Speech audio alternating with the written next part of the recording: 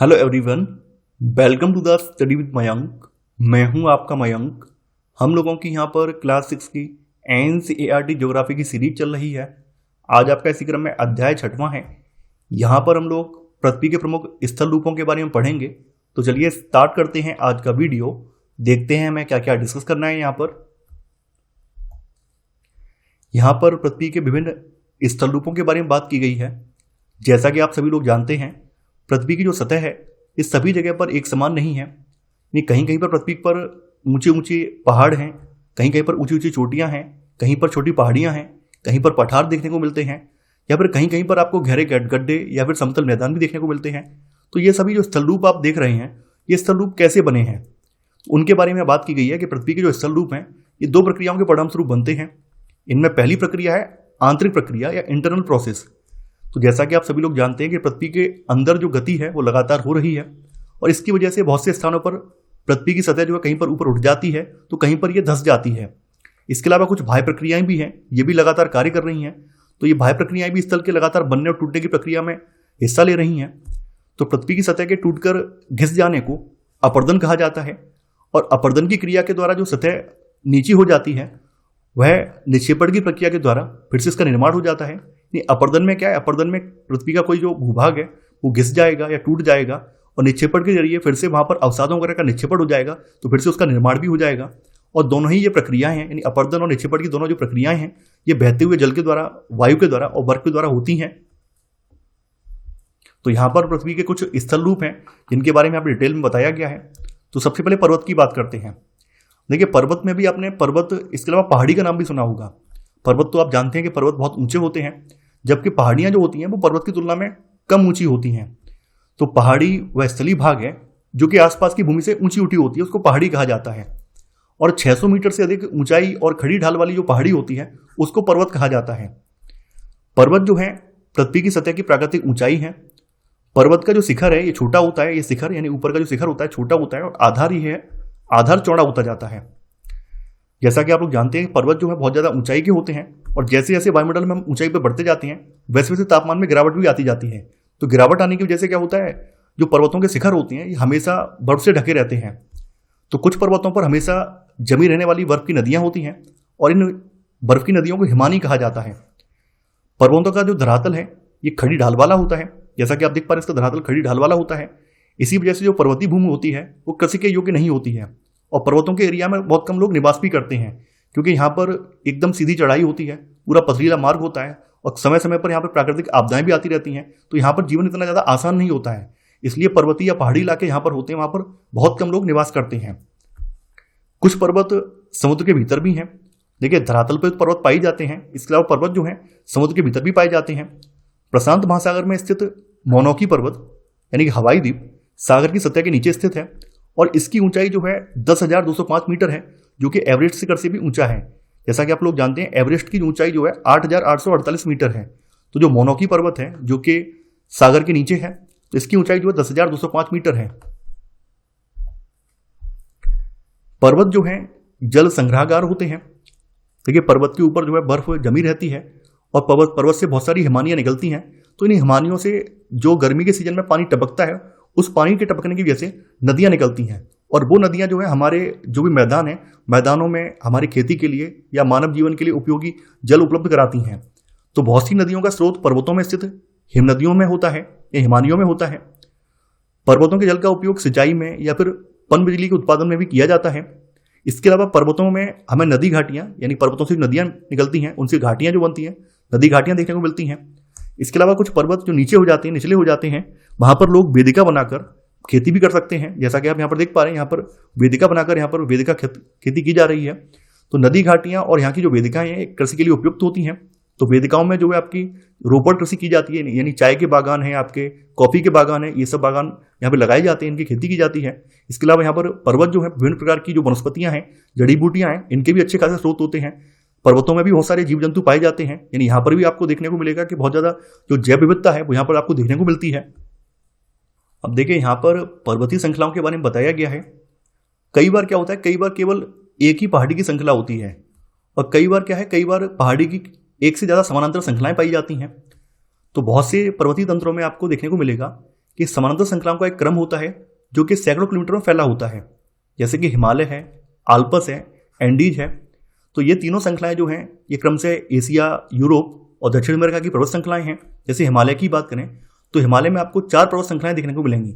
एक तो पार हिमालय है, फिर बृहद हिमालय है, फिर लघु हिमालय पड़ता है और सबसे निचली वो है शिवालिक।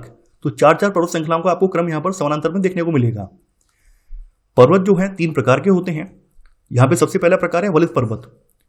देखिए यहाँ पर पर्वतों के निर्माण की बात नहीं बताई गई है, केवल नाम लिखा हुआ है। मैं यहाँ पे बता दे रहा हूँ, पृथ्वी के भीतर प्लेटें विद्यमान हैं और पृथ्वी की जो प्लेटें हैं वो आंतरिक जो भी गति है उसके कारण लगातार गतिमान हैं।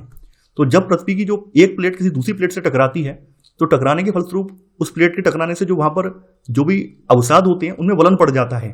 तो ऐसे करके इस वलित पर्वतों की उत्पत्ति होती है। तो हिमालय और आल्पस जो है ये वलित पर्वत के उदाहरण हैं। इनकी सतह बहुत ज़्यादा ऊबड़ खाबड़ है और शिखर एकदम शंक्वाकार है। भारत की जो अरावली माउंटेन्स है, अरावली पर्वत श्रृंखला जो है ये विश्व की सबसे पुरानी वलित पर्वत श्रृंखला है। हालांकि अरावली पर्वत श्रृंखला जो है आज की डेट में बहुत ज़्यादा टूट फूट गई है, यानी अपरदन की प्रक्रिया के फलस्वरूप ये श्रृंखला काफ़ी ज़्यादा घिस गई है, तो ये बहुत ज़्यादा ऊंची नहीं है। उत्तर अमेरिका के अबलेसियन और रूस के जो यूराल पर्वत हैं ये भी अब गोलाकार दिखाई देते हैं, यानी इनकी ऊंचाई भी कम हो गई है। ये भी जो है पुराने वलित पर्वत के उदाहरण हैं। यहाँ पर आप देख पा रहे हैं कि हिमालय और जो आल्पस हैं ये नवीन वलित पर्वत के उदाहरण हैं। वहीं जो अरावली है या फिर अबलेसियन पर्वत है, यूराल पर्वत है, ये पुराने वलित पर्वत के उदाहरणों में आ जाते हैं। तो यहाँ पर आप देख पा रहे हैं, यहाँ पर हिमालय, ये हिमालय पर्वत है। इधर आप देख पा रहे हैं अमेरिका महाद्वीप के पूर्वी छोर पर यहाँ पर अबलेसियन पर्वत पड़ रहा है और यहाँ पर यूरोप में आप देख पा रहे हैं ये आल्पस पर्वत है। अगले प्रकार का पर्वत है भ्रंशोत पर्वत, यानी कि ब्लॉक माउंटेन। देखिए जब धरातल का बहुत बड़ा भाग टूट जाता है और ऊर्ध्वाधर रूप से ये विस्थापित हो जाता है तब भ्रंशोत पर्वतों का निर्माण होता है। जैसे मान लेते हैं ये कोई आपका धरातल है और धरातल का एक भाग जो है टूट गया और टूटने के बाद ये ऊर्ध्वाधर रूप से यानी ऊपर की तरफ ये विस्थापित होने लगा, तब यहाँ पर जो पर्वत बनेगा वो भ्रंशोत पर्वत कहलाएगा। जैसा कि आप यहाँ पर इस खंड में देख भी पा रहे होंगे, यहाँ पर धरातल का एक भाग ऊपर उठ रहा है और एक भाग जो है नीचे की तरफ धंस रहा है। तो ऊपर उठा हुआ भाग जो उत्खंड भ्रंश कहलाता है और नीचे धंसा हुआ भाग जो है द्रोणिका भ्रंश कहलाता है।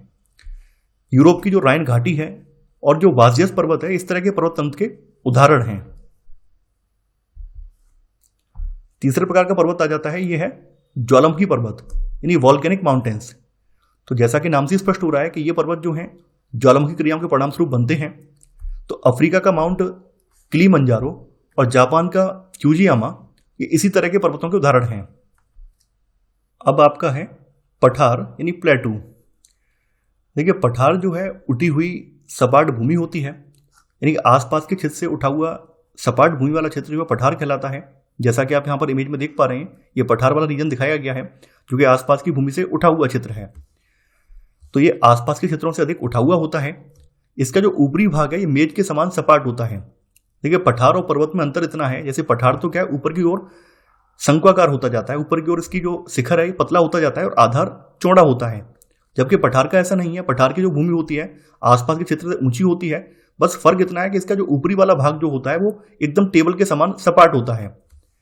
किसी पठार के एक या फिर एक से अधिक किनारे होते हैं जिनके ढाल खड़े होते हैं। ये पठार का कोई एक किनारा हो सकता है या फिर एक से ज़्यादा किनारा हो सकता है और इनके जो ढाल होते हैं, इनके जो क्लिफ्स हैं ये एकदम खड़े होते हैं।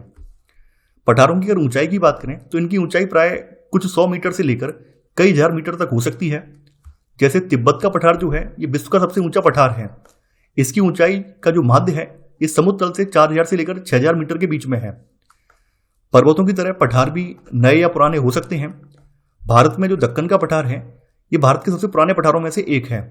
इसके अलावा केन्या, तंजानिया और युगांडा का पूर्वी अफ्रीकी पठार और ऑस्ट्रेलिया का पश्चिमी पठार ये इसी प्रकार के पठारों के उदाहरण हैं। पठार की यहाँ पे विशेषता बताई गई है कि पठारों में खनिजों की प्रचुरता पाई जाती है, यानी जो खनिज लवण हैं ये प्रचुर मात्रा में इसमें पाए जाते हैं और यही कारण है कि जो विश्व के बहुत से खनन क्षेत्र हैं वो पठारी भागों में ही स्थित हैं। जैसे कि अफ्रीका का पठार, तो अफ्रीका पठार जो है ये सोना और हीरों के खनन के लिए फेमस है।